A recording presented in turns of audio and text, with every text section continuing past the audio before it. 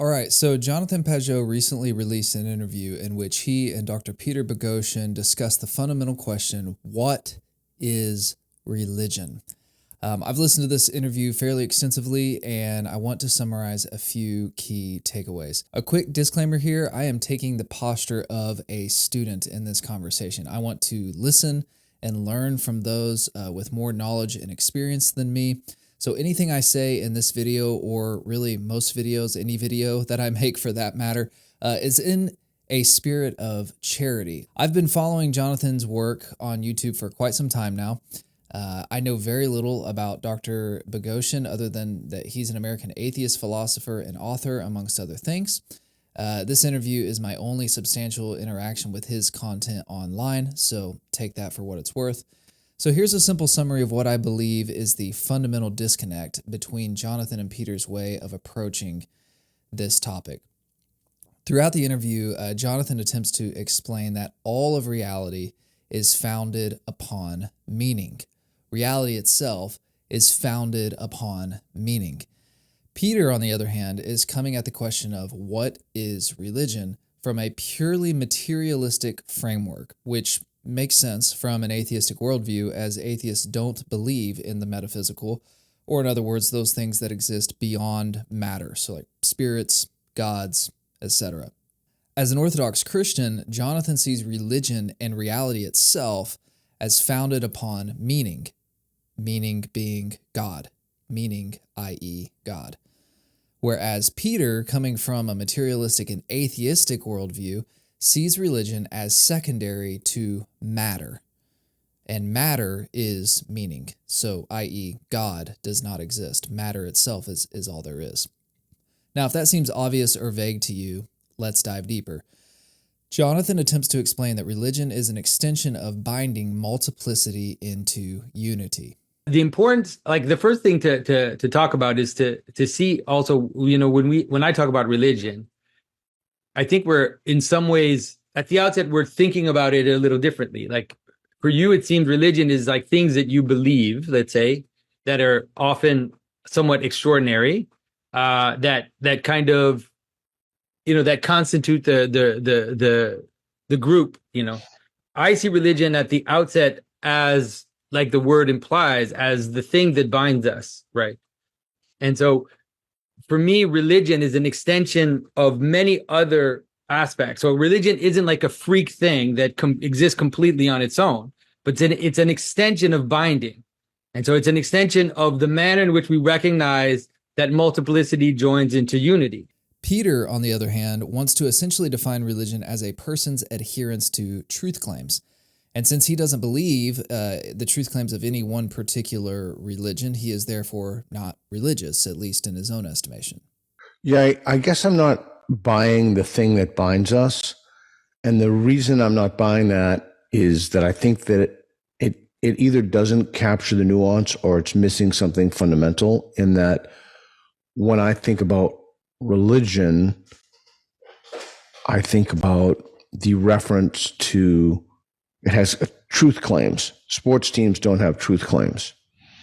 And so if you recognize the truth, or not you, if one recognizes the truth claims of other religions as silly, and one recognizes the trappings behind that, then it's unclear to me why, if one is reasoning honestly, why would one recognize the truth claims of one's own religion as, I don't know, not epistemically sound? So there's a super broad overview to these men's approaches to this question, what is religion? Now, I want to give you three of my takeaways from this interview. There are plenty more, and we could go on, but for brevity's sake, we'll stick with three. The first is truth claims are secondary to religion. Pay close attention to what Jonathan says.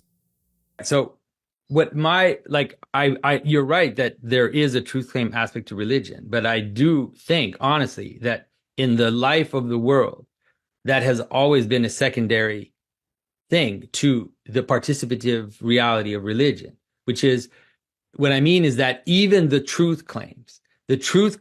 reason why we find the truth claims important is because of what they offer downstream, right? So there's a downstream thing in the truth claim. So it's like, it's not just like I just have these arbitrary truth claims. I believe in certain things because they offer a world in which I exist, and that world has characteristics. And so the Christian story, for example, of the teaching of Jesus, the death and the resurrection, the cross, becomes a model for being.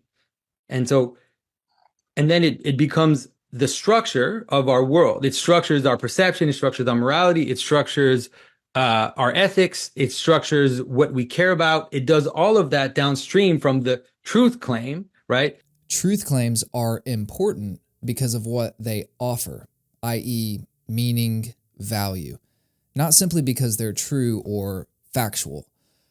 In the modern West, and right now I'm shooting this video in the year 2024, this interview was recorded that we're commenting on in the year 2024, we still equate truth with factuality. But the reality that Jonathan is trying to communicate is that meaning or value comes before facts in the hierarchy of existence. Meaning or value comes before facts in the hierarchy of existence. There are plenty of things that are technically, factually true that don't matter at all.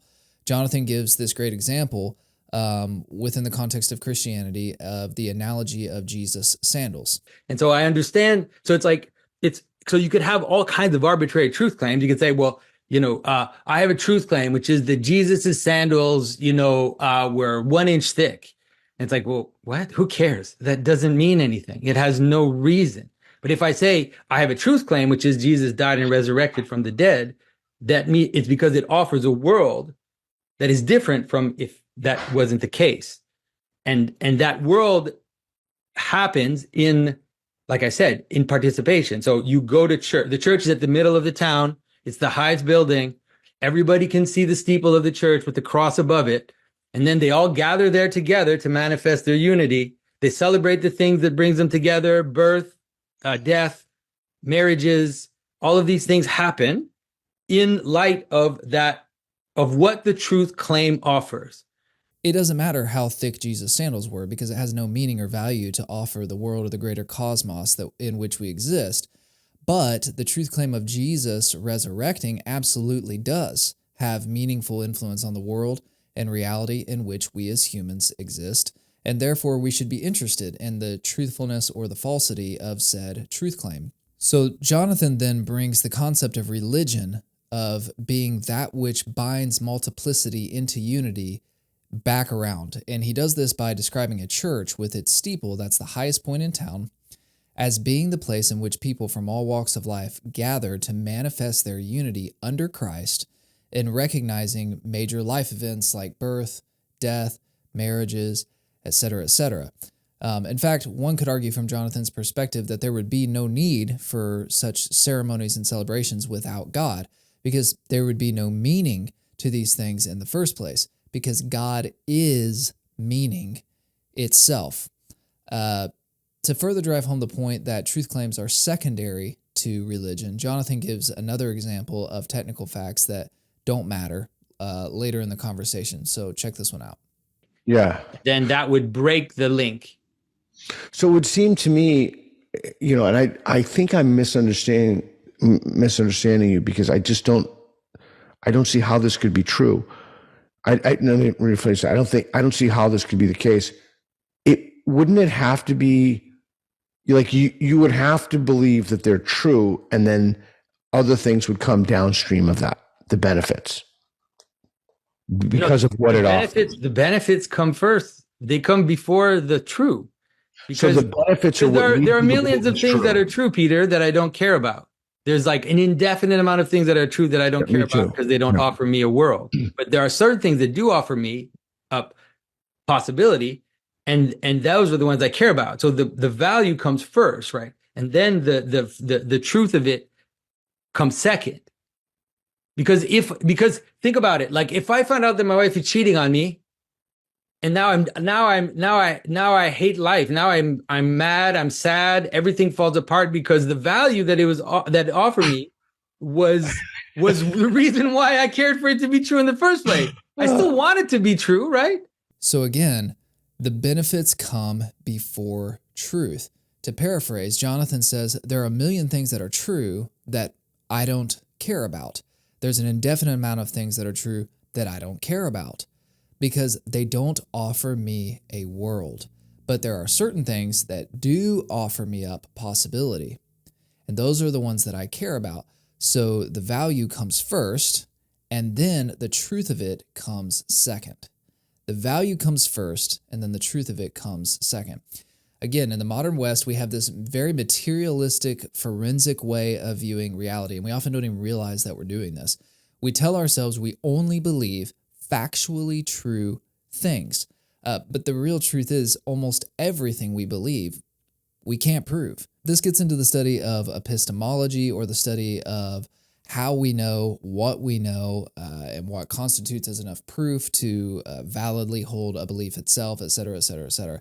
But that's really not the point that we're getting at. The point is that meaning and value come before truth when it comes to religion, and really when it comes to life itself, all of reality. Meaning and value come before truth. So, first takeaway, truth claims are secondary to religion. Okay, meaningful takeaway number 2, there is such thing as an impossible religion.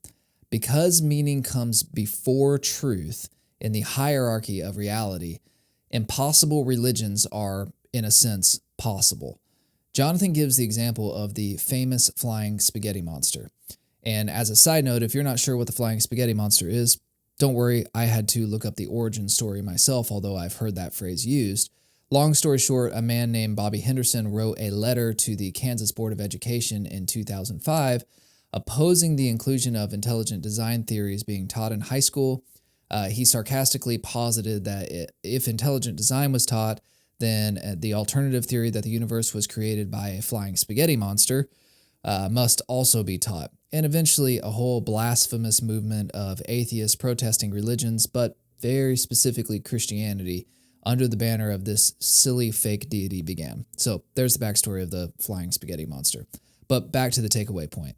The flying spaghetti monster couldn't function as the deity of a legitimate religion because it is fundamentally absurd and meaningless.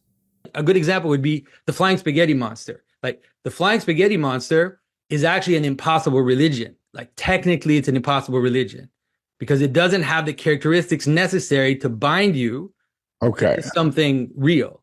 But Islam is sufficiently, like, although I disagree with some of the tenets of Islam, it's sufficiently structured so that it can do that. And if someone said, oh, we'll replace it with the flying spaghetti monster, then it wouldn't exist as a religion. There must be objective meaning and value in the world for anything to make sense. Now, I can already hear the counter-arguments that would attempt to claim that saying the flying spaghetti monster is fundamentally absurd and meaningless is an arbitrary claim. Maybe I don't think it's absurd and meaningless. Maybe I think that the claims of Jesus or Muhammad or any other of the major religions or non-major religions are absurd and meaningless. Maybe I think the flying spaghetti monster is real, and who's to say otherwise? And that leads us to our third and final takeaway. Sometimes, in order to believe in objective truth, you have to be a realist. So Peter continues to stay in a materialistic frame of mind throughout the interview, which is to be expected if you don't believe in God, and therefore you don't believe in meaning, at least not in the sense that Christians or others that believe in a fundamental deity that has created the universe, the way that they believe in meaning, but very specifically Christianity. So listen as Peter asked a series of questions that by default propose matter as the primary source of all things instead of God. I'm with you. I'm with you on the scaling. I'm with you on the binding. I'm with you. So let me just ask so I can understand. So if a meteor came and killed literally everybody on Earth, would there be a God? That's a hilarious idea. Like, it's one of those things where if you believe that the world lays itself out in meaning, yeah, right, then to just say well, if something wiped out the making agent of all of reality, Yes. would God still exist? Well, it's like, that's because you don't believe the world functions with meaning. You think it's just arbitrary causes, things bumping into each other. So you imagine a meteorite that hits the Earth and kills all the agentic beings that we know. Yes. Because you don't believe that there's actually a story and that there's actually meaning. So to be consistent, so it's a wrong. I can't answer that question because I actually believe the world lays itself out in hierarchies of beings and in hierarchies of stories. That this is how it functions. Now, as Peter continues to ask these questions, Jonathan sums things up in a manner that you might miss if you're not paying attention. Listen really closely to what Jonathan says. And I guess I'm asking, if we look differently, considerably differently, would the same theological precepts still be operative in your paradigm? It's like, it's funny how I hate these questions because I think it's also because I'm really a realist. Like, I'm a realist in the sense that I'm like, why are you speculating about worlds that don't exist in order to tell me about the world that exists? I'll tell you. So Peter goes on to state that he's trying to ask said questions in order to understand Jonathan's beliefs better. And in the spirit of good faith and charity, we should believe him. However, it's obvious that the fundamental disconnect we summarized at the beginning of the video continues throughout the interview. Jonathan sees the world with meaning, value, narrative, etc., as its basis, and Peter sees only physical matter as its basis. And so when you begin to talk about religion, you see that Jonathan sees meaning as the fundamental basis and what religion is getting at. And Peter sees it as an adherence to truth claims. He sees truth coming before meaning itself. Now, I'm not accusing Dr. Boghossian of rejecting the reality of objective truth altogether. Again, I'm not familiar with his work. Perhaps he does believe in objective truth, and he can explain how he arrives at that conclusion outside of the existence of God. I think that's an impossible task, but people tried to do so. But this is one of the simplest fundamental arguments against atheism. Why does anything matter at all? Or to go deeper with essentially the same objection, why does morality in particular exist?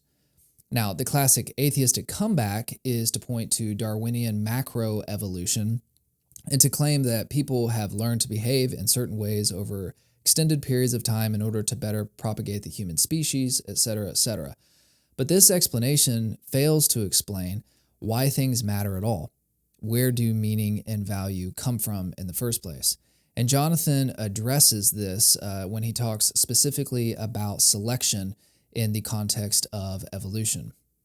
Okay, so let me just say that one thing about that is that I believe that the origin of the universe has to account for the intelligence that it contains. The origin of the universe has to, so it can't be chance mutations, chance evolutionary mutations that yielded this with some, I don't know, I guess perturbations in the system, but that yielded consciousness as it's currently manifest in humans and animals. It had to be some whatever chance mutation. Selection is not chance. Selection is the perpetuation of being. So if being has a tendency to perpetuate itself, let's say, then it has certain qualities which are already close to intelligence, like to whatever we think intelligence is.